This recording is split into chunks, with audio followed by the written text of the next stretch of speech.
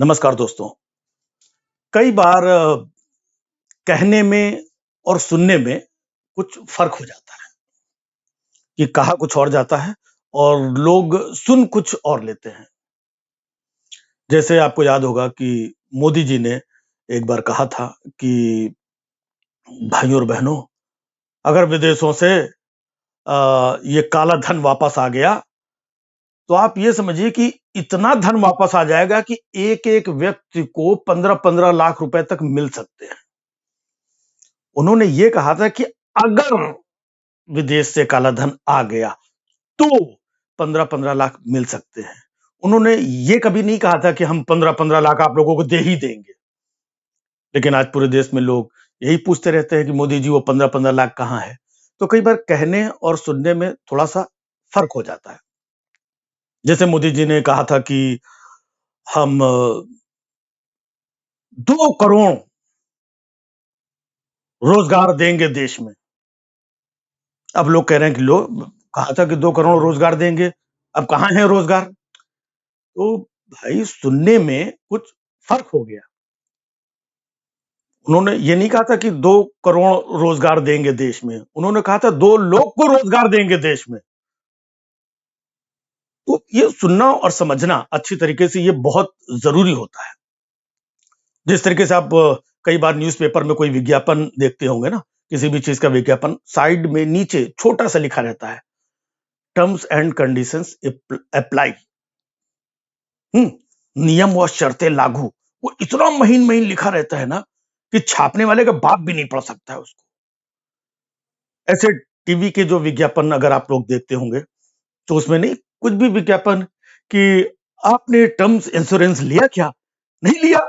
नहीं लिया तो ये आप लीजिए, आपके लिए बहुत ज़रूरी है, महँगा नहीं है ये, बहुत आसान है, सिर्फ़ ₹300 में। देखा आपने? कितनी आसानी से साफ-सुथरी तरीके से उसने अपनी बात समझाई। लेकिन एंड में आप देखो जो टर्म्स एंड कंडीशंस अप्लाई वाला कॉलम होता है ना, वो इतना फास्ट बोल के निकल जाएगा, आपको कुछ नहीं समझ में आएगा। टर्म्स एंड कंडीशंस अप्लाई, समझे आप? सेम मोदी जी का हाल है। ये जो टर्म्स एंड कंडीशंस अप्लाई वाला मामला है ना, मोदी जी आप देखिए अलग-अलग राज्यों के चुनाव होते हैं, वहां पर जाते हैं, है ना?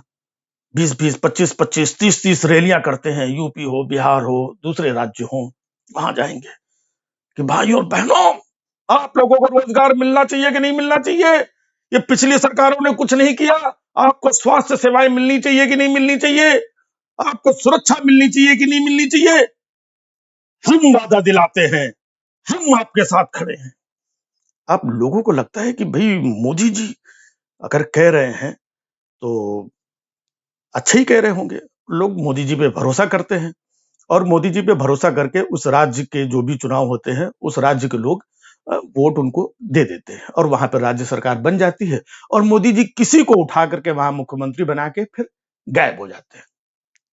और जब उस राज्य में कोई संकट आता है, कोई तकलीफ आती है, मुसीबत आती है, महामारी आती है, तो लोगों को लगता है कि नहीं नहीं, मोदी जी को वोट दिया था, मोदी जी तो ऐसे समय पे आएंगे, वो बचाएंगे, कुछ ना कुछ हम लोगों की हेल्प करेंगे। लेकिन उस वक्त टर्म्स एंड कंडीशंस अप्लाई, ये राज्य सरकारों का मामला है। ये दवा, ये बेड, ये हॉस्पिटल, ये ऑक्सीजन, ये शमशान, ये लकड़ियां, ये आप लोग अपना अपना देखो, इससे मेरा कोई लेना देना नहीं है। टर्म्स एंड कंडीशंस अप्लाई, ये राज्य सरकारों का मामला है। क्योंकि उन राज्य में जहां पर ये चुनाव प्रचार करके आते हैं, लोग मोदी जी के नाम पे वोट देते हैं, वहां पे कोई सीएम का फेस भी नहीं होता है, बाद में किसी को उठा करके बिठा देते हैं और जब जरूरत पड़ती है तो टर्म्स एंड कंडीशंस अप्लाई की। हमारा मामला नहीं, ये सब राज्य सरकारों का मामला है।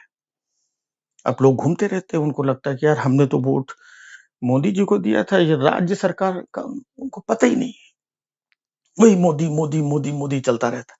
तो हमें बताना चाहिए, हमें उनको शिक्षित करना चाहिए कि ये राज्य सरकारों का मामला है, ये हमारा मामला नहीं है, हमारा मामला अलग है। चल रहा है उधर सेंट्रल विस्टा ठीक ठाक, मतलब हम उधर भी ध्यान देना है भाई, वो सेंट्रल का काम है, सेंट्रल विस्टा। ये राज्य सरकार हमको इधर-उधर ऑक्सीजन और चीजें और शमशान और लकड़ियां और शौच इधर तैर रहे हैं, उधर ये सब, उसमें हमको क्यों फंसा रहे हो? आप देख रहे हैं, हमेशा इस देश में बात होती है एकता की, हमेशा बात होती है राष्ट्रवाद की, लेकिन अब देखिए आप, बात तो राष्ट्रवाद की होती है, राष्ट्र ऐसे मौके पे कहीं दिख रहा है? और जो आदमी ऐसा कोई बोल दे तो उसके ऊपर ये देखो ऐसा, ये देशद्रोही, ये फलाना। अरे भैया, हमारा क्या किसी से लेना देना है? हम इसी देश के हैं। हमें अपने देश, चाहे यूपी हो, बिहार हो,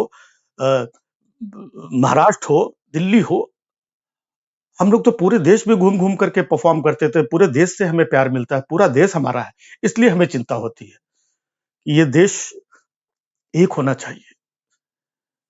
जो राष्ट्रवाद की बातें करते थे, सब किनारे बैठे हुए, राज्यवाद पे छोड़ दिया है। एक बात सुनी होगी आपने कि धूल चेहरे पे जमी थी और वो आईना साफ करते रहे। धूल चेहरे पे जमी थी और वो आईना साफ करते रहे। यही हाल हमारी सरकार का है कि सरकार आंकड़े छिपा रही है, राज्यों पे डाल रही है और अपनी इमेज चमका रही है, अपनी इमेज चमका रही है, जबकि असलियत ये है कि धूल उसके चेहरे पे लगी है।